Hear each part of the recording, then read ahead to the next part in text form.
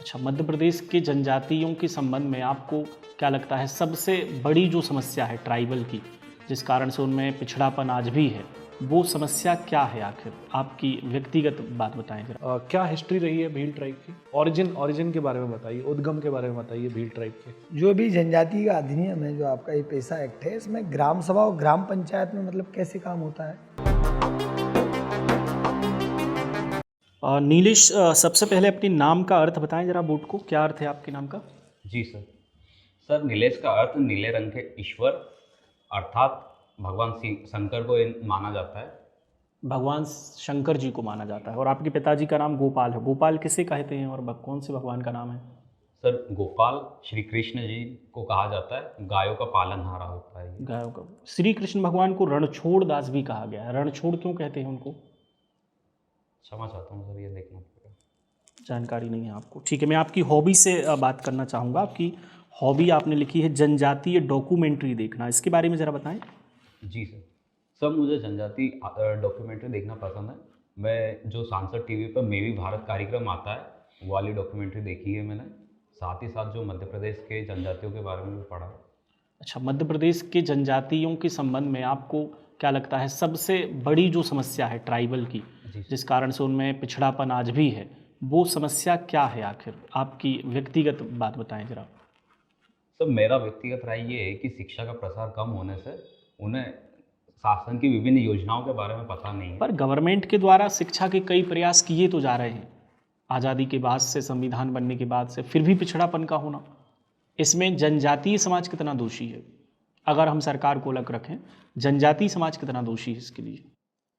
Sir, मैं नहीं मानता हूँ कि जनजातीय समाज दोषी है। सर, जनजातीय समाज धीरे धीरे शिक्षा के मार्ग पे जाकर वो भी बढ़ रहा है। और सर, जैसे कि शिक्षा के भी पर्याप्त इंफ्रास्ट्रक्चर भी नहीं है गाँवों में, तो सर धीरे धीरे ये हो रहा है सर। कितना समय लगेगा कम से कम? आपके अनुसार कब ऐसा समय आएगा जब ट्राइबल एरिया और सभ्य समाज में कोई अंतर ना रहे? सर, थोड़ा समय लगेगा, इसका निश्चित तो तिथि नहीं बता सकता हूँ मैं। ठीक है, अपने व्यक्तित्व की कोई भी 3 ऐसी बातें बताइए जो आपके सिलेक्शन में बाधा पहुंचाती हैं। जी सर। सर, मुझे समय पे सर मैं खाना नहीं खा पाता हूँ सर, तो ये कहीं ना क्यों कहीं। नहीं खा पाते हैं समय पर खाना? सर, जैसे अभी मेरा छात्र जीवन चल रहा है सर, तो अभी टिफ़िन। छात्र जीवन में खाना नहीं खाते? सर, टिफ़िन समय पर नहीं आता है और क्लास के लिए मैं कभी बाहर रहता हूँ, तो सर वो शेड्यूल मेरा सही नहीं बन पाता है। अच्छा, और इसके अलावा? और सर दूसरा, मुझे स्पोर्ट्स में रुचि थोड़ी कम है। मैं तो जैसे। इसका ये कमी कैसे हो गई पहले तो ये बताएं। स्पोर्ट्स में रुचि का ना होना ये कमी कैसे हो गई? सर, देखा जाए तो सर स्पोर्ट्स कहीं ना कहीं शारीरिक विकास में योगदान देता है सर। तो अगर हमारा स्पोर्ट्स में रुचि नहीं है तो ये हमारी कमी बन जाती है। सर, मेरा मानना है कि व्यक्ति को कोई ना कोई खेल में। इंटरेस्ट का पैदा होना या पैदा ना होना क्या किसी प्रकार की कमी होती है? अगर मेरा इंटरेस्ट क्रिकेट खेलने में नहीं है तो ये मेरी कमजोरी है? नहीं सर। तो मैं आपकी कमजोरी पूछ रहा हूँ, कमजोरी बताएं आप। सर, वैसे तो मुझ में कोई कमजोरियाँ नहीं है, परंतु सर जैसे मुझे काफ़ी सारी चीज़ें नहीं आती है, तो वो कहीं ना कहीं कमजोरियाँ, जैसे मुझे खाना बनाते किसी भी नहीं। इंसान को, जी सर। ब्रह्मांड के एक भी इंसान को बताएं, इस पृथ्वी के एक भी इंसान को बताएं जिसे सब कुछ आता है कोई ऐसा इंसान? क्षमा चाहता हूँ सर, ऐसा तो मुझे तो लगता है कि नहीं आप होगा। में सारी चीज़ें आएंगी, आपको ऐसा क्यों लगता है? आपको भी नहीं आएगा। जी सर। तो आप मूल्य के स्तर पे कमी बताएं, कौन से मूल्य में आप कम हैं, किस मूल्य में आपकी जो पर्सनालिटी है कम दिखाई देती है, बताएं। जी सर। सर, कभी कभी मैं नर्वस ज़्यादा हो जाता हूँ, और साथ ही साथ सर मुझे जो डाटा और फैक्ट है वो याद नहीं हो पाता है, तो मेमोरी कम है आपकी मतलब? सर जो आंकड़े वाली चीज़ें है वो कम याद कर पाता हूँ सर मैं। ठीक है, और इसके अलावा? और इसके अलावा सर, क्षमा चाहता हूँ सर। और कोई भी कमी नहीं है आप में? जी सर, अभी देखी नहीं है सर। ठीक है सर। नीलेश, जी सर। अभी भी आपने स्टिल मूल्यों के स्तर पे कोई कमी नहीं बताई। आपने कहा डाटा और फैक्ट याद नहीं हो पाते, क्या ये मूल्य होता है? डाटा या फैक्ट याद ना हो पाना, क्या ये मूल्यों के स्तर पे कमी है? क्षमा चाहता हूँ सर, प्रश्न समझ नहीं पाया तो। मूल्य समझते हैं आप? मूल्य किसे कहते हैं? जी सर। परिभाषित कीजिए मूल्य को। सर मूल्य व्यक्ति के सर्वांगीण विकास में सहायक होते हैं, जैसे कि नेतृत्व क्षमता मूल्य हो गया है, और साथ ही साथ इंटीग्रिटी हो गई है। तो इस इन सब में से किस चीज़ की कमी है आप में? मूल्यों के स्तर पे कमी आप में क्या है, यही पूछी जा रही है आपसे बात। जी सर, क्षमा चाहता हूँ सर। अगर आपसे कहा जाए कोई 5 मूल्यों के नाम आप लें, सबसे पहले मूल्यों के नाम बताएं, 5 मूल्य कोई भी जी सर, जो एक लोक सेवक में होनी चाहिए। लीडरशिप, ऑनेस्टी, अकाउंटेबिलिटी, रिस्पॉन्सिबिलिटी, और सर इंटीग्रिटी। ठीक है, अब इन 5 का प्राथमिकता तय कीजिए, आप में सबसे बेहतर क्या है और सबसे कम क्या है। सर सबसे बेहतर सर ऑनेस्टी है, उसके बाद इंटीग्रिटी है, अकाउंटेबिलिटी है। सर कहीं ना कहीं मैं रिस्पॉन्सिबल थोड़ा कम हो पाता हूँ। रिस्पॉन्सिबल कम होना ये प्रशासन में बहुत निगेटिव है, जी सर। तो फिर योग्य कैसे हो गए आप ये बताएं।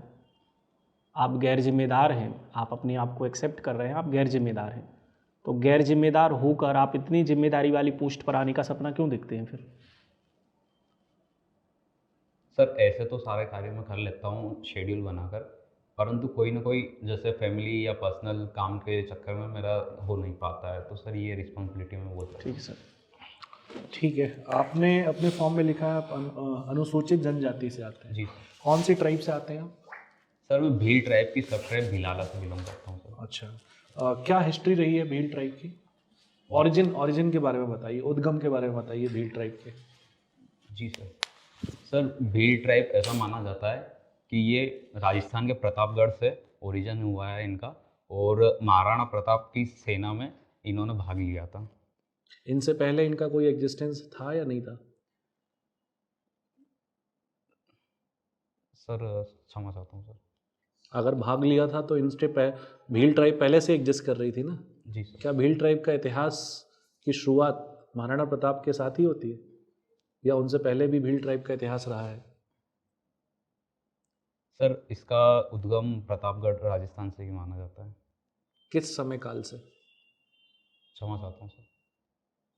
वर्तमान में भील ट्राइब सबसे बड़ी किस चुनौती का सामना कर रही है? सर वर्तमान में भील ट्राइब जो उसके सोशल इविल है, जैसे दापा प्रथा, वधू दापा मूल्य। प्रथा क्या है?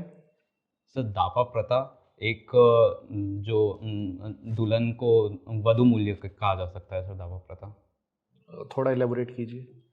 सर जैसे शादी होती है तो सर जो वर है वो कुछ मूल्य देंगे सर लगन के लिए, तो सर वो दापा प्रथा होती है। मतलब दुल्हन से शादी करने के लिए दूल्हे को पैसे देना जी। पड़ता है, इसको दापा प्रथा कहते जी। हैं। क्यों देना पड़ता है ये पैसे?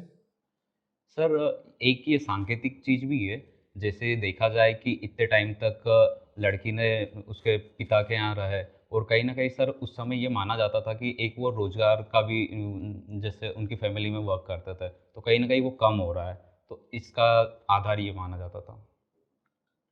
ठीक है, तो इसको सॉल्व करने के लिए आप क्या रास्ते देख पाते हैं?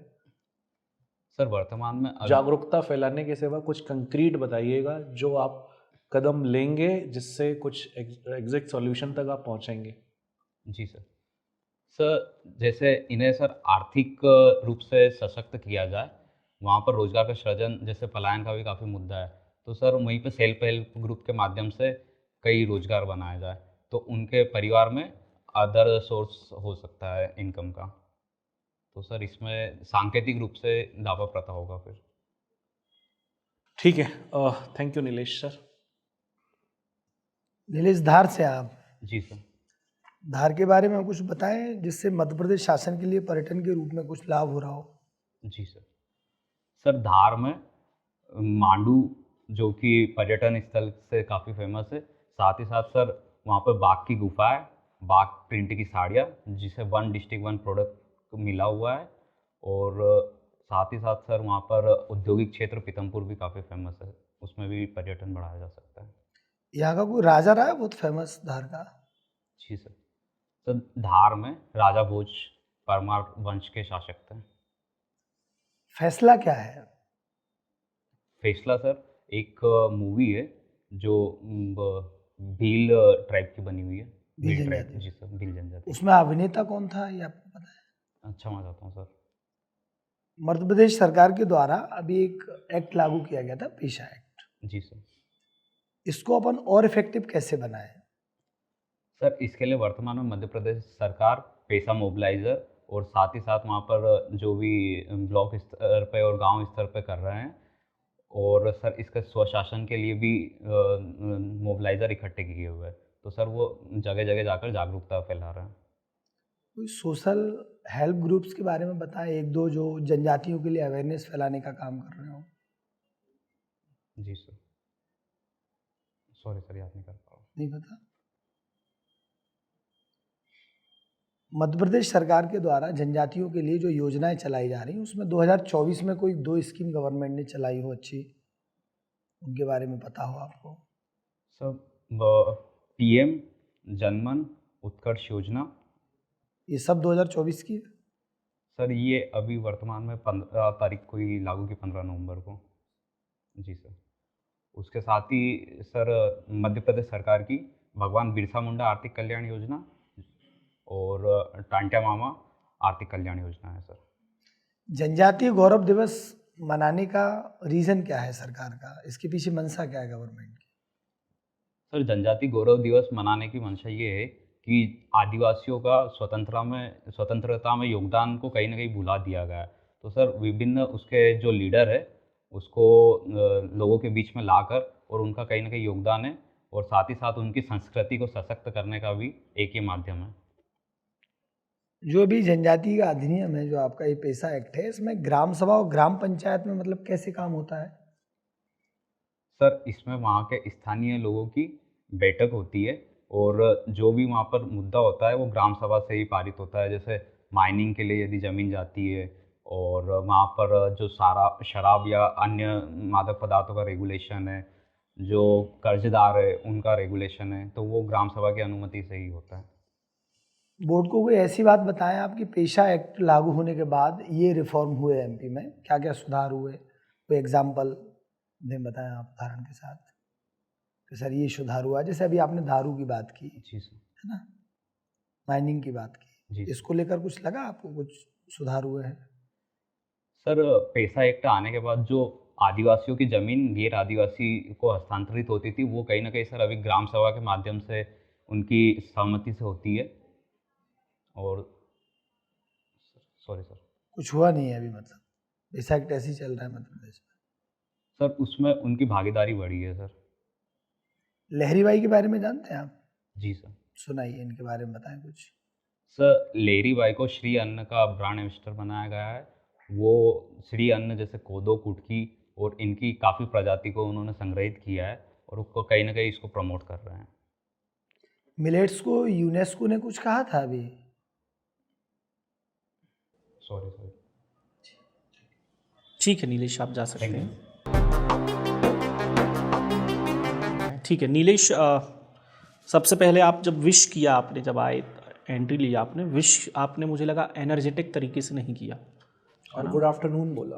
हाँ, तो वो थोड़ा सा मिस्टेक सुधारें आप। समय के अकॉर्डिंग क्या बोलना है, कैसे बोलना है, उस चीज़ को ध्यान में रखें, और सभी लोगों को करें, एक साथ कर दें या सभी को आई कांटेक्ट करके करें, तो जैसा भी ठीक लगे, पर सबको करें, है ना, और पोलाइटनेस के साथ करें। ठीक। एक सवाल मैंने आपसे पूछा था, फिर सर ने पूछा वही कमियों को लेकर, तो मैंने कहा आप प्राथमिकता तय करें, और उसके बाद हमने एक बार आपको पकड़ लिया कि आप गैर जिम्मेदार हैं, और हम आपको गैर जिम्मेदार बोलते जा रहे हैं, और आपने फिर उसे एक्सेप्ट भी किया। उसे एक्सेप्ट नहीं करना है, फिर उस पर तार्किक कोई आंसर दो ना, कि चूँकि आपने सर बोर्ड मेंबर ने ये कहा है कि मैं प्राथमिकता तय करूं, तो गैर जिम्मेदार नहीं हूं मैं, बल्कि मेरे अंदर वो मूल्य थोड़ा सा कम है बाकी के कंपैरिजन में, है ना, तो उसको एक्सेप्ट ना करें। ठीक है, कुछ शब्द मुझे आपके लगता है समझ नहीं आ रहे, ठीक है, बीच बीच में ऐसा लगता है जैसे आप कुछ चबा रहे हैं, ऐसा मुझे लगता है ना, तो कुछ शब्द प्रॉपर समझ में नहीं आते, तो थोड़ा सा बोलने का और अच्छे से प्रैक्टिस करो। बाकी ओवरऑल बढ़िया था। ठीक है, तो वो अचानक से क्वेश्चन आ गया तो मैं उनको कंप्रेंस नहीं कर पाया। आपने मूल्य पूछा तो क्वेश्चन तो अचानक से ही आएंगे ना, बोर्ड मेंबर थोड़ी बता देंगे क्या पूछा जाएगा, इंटरव्यू में तो ऐसे ही होना है। ठीक है, आपने वही मूल्य पूछे तो मैं वीकनेस पे चले गया था। ठीक है, कोई बात नहीं, अपन प्रैक्टिस ही वही तो उसी मैनेज प्रोसेस करना में है है ना। आपको अपने आप। जी सर। अभी हम प्रैक्टिस वाली प्रोसेस पे ही है ना, उसी को तो सुधारना है, वही तो सुधार रहे हैं। तो ये चीज़ें सुधारें थोड़ा, ठीक है। ठीक है, लय बढ़िया थी, क्वेश्चंस भी ठीक हैंडल किया उसके बाद आपने। वही थोड़ा सा इमोशनल इंटेलिजेंस जो है वहाँ पे चीज़ें आपकी थोड़ी बिगड़ी, बाकी आपने ऑब्जेक्टिव क्वेश्चन जो थे वो बढ़िया हैंडल किया, कोई इशू नहीं था उसमें। ठीक है, प्रैक्टिस करोगे 1-2 बार, यू विल बी गुड। गर्दन का सौरभ थोड़ा सा मूवमेंट ज़्यादा होता है कभी कभार, एकदम गर्दन सा है, तो वो थोड़ा देखना अगर कम हो सके धीरे धीरे। ठीक।